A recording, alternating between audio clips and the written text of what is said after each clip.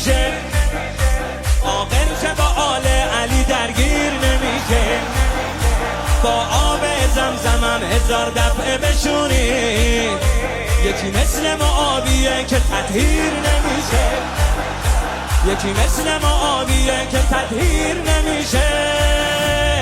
قال علی الده انزلنی ثم انزلنی ثم انزلنی ثم قیل معاویه و علی.